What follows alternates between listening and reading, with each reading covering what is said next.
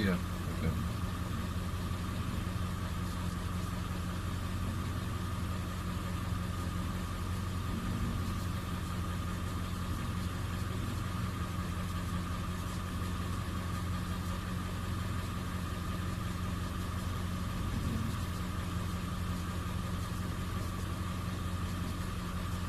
Hello, I'm Randy Johnson, Reality Ministries. I want to take you on just a little bit of a spiritual journey. August 28, 1975, which was 33 years ago, 3 days ago, on that I had an encounter 2 weeks prior to that date at this church. This church I had grown up in as a little child. Some of my earliest childhood remembrances are of this church. And at the age of 21, from the time of 15 to 21, had drifted a long ways away from what I was taught here. But I was searching for something, and I knew I could find answers here. I came here 2 weeks prior to August 28th, came in on a Wednesday night service. I walked down an aisle for special prayer, and once reaching that aisle, I was too prideful to allow anyone to pray for me. And 2 weeks after that following 2 weeks, was just like a blur in my life. Drugs, alcohol, just doing what I wanted to do when I wanted to do it and how I wanted to do it. But I know that God gave me a choice that night. I was knelt at an altar. I didn't say it out loud, but I said it, in my spirit inside. I recognize it as my spirit now. But I asked God, I said, what's wrong with me? I said, I'm sick and tired of being sick and tired. I don't want to do the stuff I'm doing anymore. I want to live what I know, that the kind of life you want me to live. And I had my head bowed, my eyes closed, and I didn't even realize my uncle was in the room in the church that night. But now I realize that it was God, but then I just thought it was a voice in my head. But he said, the Lord spoke to me and said, you need your Uncle Tommy to pray for you, to allow the Holy Spirit to invade your life, or the infilling of the Holy Spirit. And not even knowing if he was present or not, I raised my head and opened my eyes, and he was looking at me dead in the eye. And he said, Randy, is everything okay? And I said, yes, everything's fine, because I had too much pride, and I got up and I walked out. And from that moment forward, or from that moment until the day of August 28th, right down the street, just within walking distance, my mom had called and had asked, could I come over and meet her for lunch? And she didn't know what was going on in my life, but she had such an urgency that things were not right, and that she wanted to meet with me. And she met with me at my grandma's home, who was right down the street here. And she talked to me about God, and this had to be made known to me because I didn't remember it. And you can find out more about this. My testimony's on our website. It'll be www.realityranchministries.org, and it tells it more in detail. But I just thought this might be of interest to you, to take just a little bit of the spiritual journey, since it's on the anniversary of that time. I've not visited this lake but one time since my accident, where we're headed now. But that day my mom spoke to me, and I was told later, my grandmother had said to my mom, don't you think you were a little rough on him, Betty? And she said, well, I've never felt so desperate for him spiritually.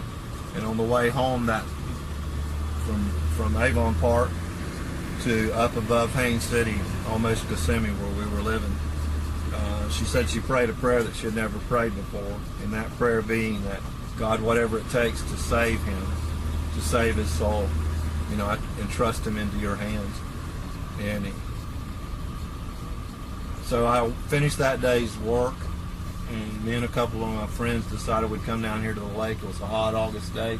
Decided we'd come down for a swim. This is a spring-fed lake, very clear, and I'd swam there since a child. Thought I knew all the do's and don'ts of diving. Don't dive in unknown places, too shallow water, and all the rules that go along with that. But we were goofing off, having just what we thought was fun. And was seeing who could do the craziest dives, and I ran down an incline.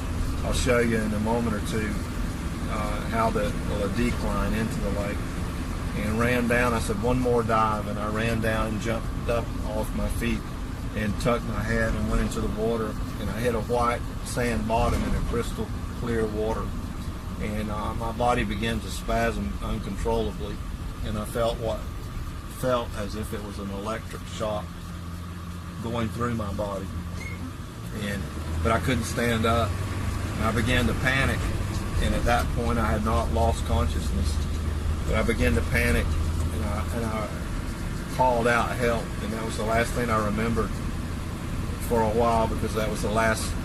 And my friends above water, they thought I was just seeing how long I could stay under, but they realized finally that I was not coming up, and I'd lost consciousness from lack of oxygen. And one of my friends had resuscitated me, and he had ran to see if someone around the lake would allow him to use telephone.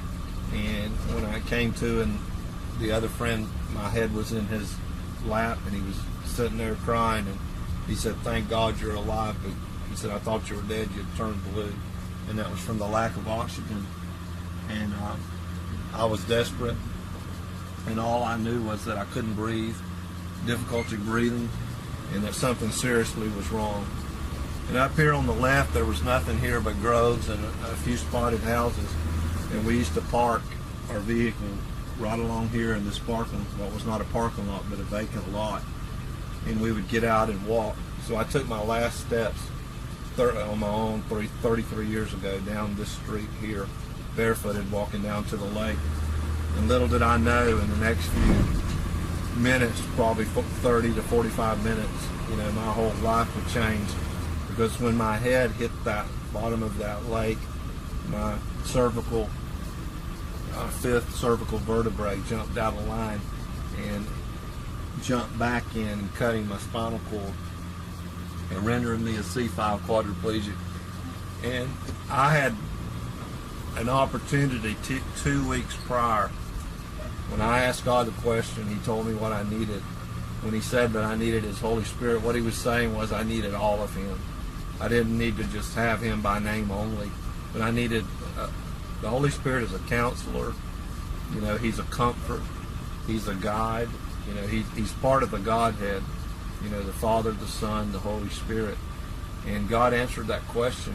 But I just thought I had too much pride to say, hey, I can't handle this thing alone. And at 21 years of age, it's just, I didn't want to admit it, but yet I knew it. Well, then when I couldn't even breathe on my own, we'll visit in just a moment the hospital where I was taken. But this is the lake that you see on the right. This is Lake Isis. And it was down that incline where the white sand is that I ran down. It's now private property.